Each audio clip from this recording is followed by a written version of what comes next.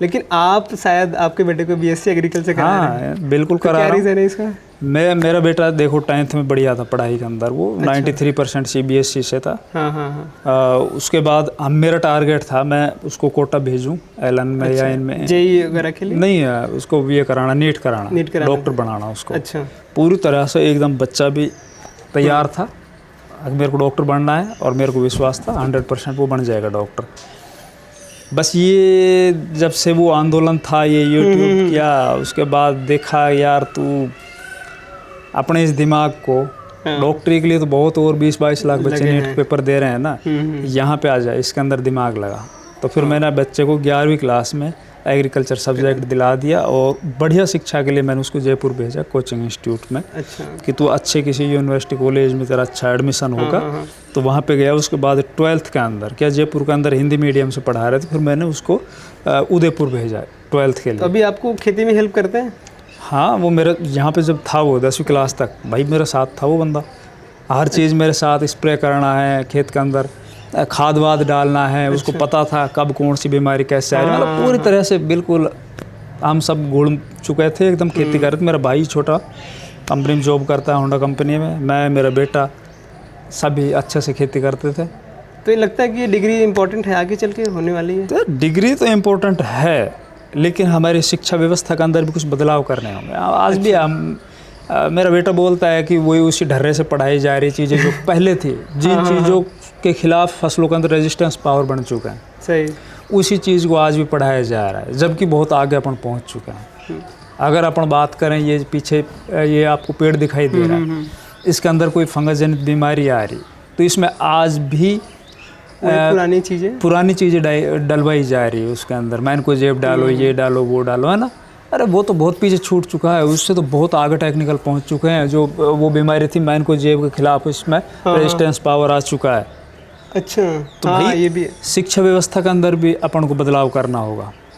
सही। तब भी इसका अगर देखो, अगर इसके अंदर ज़्यादा से ज़्यादा टैलेंट आएगा ना इस सेक्टर के अंदर, मान लो उन्होंने 4 साल डिग्री ले ली है, तो आपसे ज़्यादा वो जानकार हो जाता है? लाइक कोई फार्मर 20 सालों से खेती करते आ रहा है। मेरा बेटा तो हो जाएगा।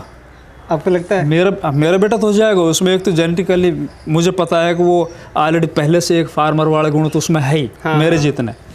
अब वो जो पढ़ाई कर रहा है और आगे अभी तो उसका चल रहा है, अभी तो वो BSc कर रहा है, आगे वो मास्टर डिग्री करेगा, उसके बाद हमारी योजना है शायद उसको PhD भी कराएंगे। अच्छा। तो वो 100% हो जाएगा। वो तो एक अच्छा डॉक्टर भी बन जाएगा, अच्छा साइंटिस्ट भी बन जाएगा, और वो अच्छा काम करने वाला बन जाएगा। कुल मिला के बात ये है कि खाली डिग्री हाथ में होना बड़ी चीज़ नहीं है, उसके पास एक प्रैक्टिकल नॉलेज होनी वो भी बड़ी चीज़ है ना। और कि जो बच्चे देख रहे हैं, लाइक उनको भी रिकमेंड करना चाहेंगे जो 12वीं वगैरह में इस डिग्री में आए हैं? बिल्कुल आओ। और अगर तुम किसान के बेटे हो तो भैया अपने खेत के ऊपर ध्यान दो, अपने फसलों में ध्यान दो।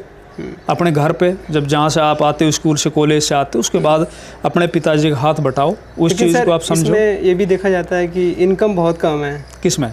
फार्मिंग में। क्योंकि सोसाइटी को यही चाहिए कि भाई क्या कर रहे हो, कितना इनकम, सबसे पहले यही पूछते हैं, कॉलेज से निकले भाई कितना पैकेज मिल रहा है आपको। तो आप कैसे देखते हैं इसको? ये गलत धारणा है जहाँ तक मेरा मानना है। अच्छा। खेती के अंदर पैसे हैं, बहुत पैसे हैं भाई। खेती दो तरीके, आज के देखो टाइम बदल चुका है, आज का युग। अगर आप कठिन परिश्रम करोगे, जो कामयाबी का पहले क्या था, एक मूल मंत्र था कि खेती में कठिन परिश्रम कर भाई, तू पैसे कमाएगा। अच्छा। कठिन परिश्रम से पैसे नहीं कमा सकता आदमी कम परिश्रम करो और दिमाग से खेती करो, थोड़ा सा अपने खेती में बदलाव करो, है ना। आप देख रहे होंगे किसी भी गांव के अंदर 1-2 किसान अच्छे पैसे वाले होते हैं, जिनके पास हर एक गांव में होगा। आपके गांव में कौन है? हमारे गांव में भी है, हर गांव में होता है। आप और सबसे मुझे लगता है अरे भैया सब गाँव में होता है, मैं अपनी नहीं बताऊँगा। होता कौन है वो? जिनके पास बहुत कम ज़मीन होती है। ऐसा? हाँ, वो सबसे अच्छे पैसे कमा रहा होता है। आज के टाइम पे लोग बोलते हैं कि भाई ज़मीन कम है तो क्या ही फार्मिंग करेंगे। ज़मीन ज़्यादा वाला तो मेरा भाई सबसे ज़्यादा कर्जवान है। ज़्यादा ज़मीन वाला है वो ट्रेडिशनल क्रॉप पे जाएगा। तो कुछ बताइए हमें, लाइक कम ज़मीन में कम ज़मीन वाला, जिसके पास कम ज़मीन है ना, उसके पास खोने के लिए कुछ नहीं है। कम ज़मीन कितना मतलब बोल रहे हैं? कम ज़मीन जहाँ तक मेरा मानना है, जिनके पास 2 एकड़ 3 एकड़ ज़मीन है, वो खैर अब तो बहुत रकबा धीरे धीरे घटता आ रहा है, अब तो इतनी ज़्यादा ज़मीनें लोगों के पास नहीं है।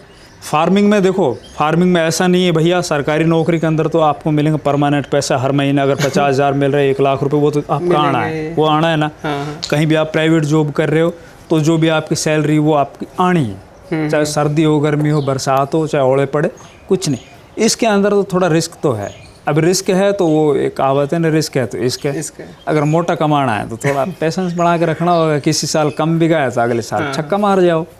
हमारे यहाँ अलवर में 1-1 करोड़ रुपए की प्याज बेचने वाले किसान है भाई। 1 करोड़ रुपए तुम्हारी कौन सी प्राइवेट नौकरी के अंदर मिल जाएगा? बहुत, वो तो 1 करोड़ रुपया, बड़ी कंपनियों का पैकेज, 1 करोड़ रुपया सरकारी कर्मचारी जो है ना, 1 करोड़ रुपया कमाने के लिए उसको पूरी जिंदगी खप जाएगी। वो आके क्या करेगा, एक मकान बना ले।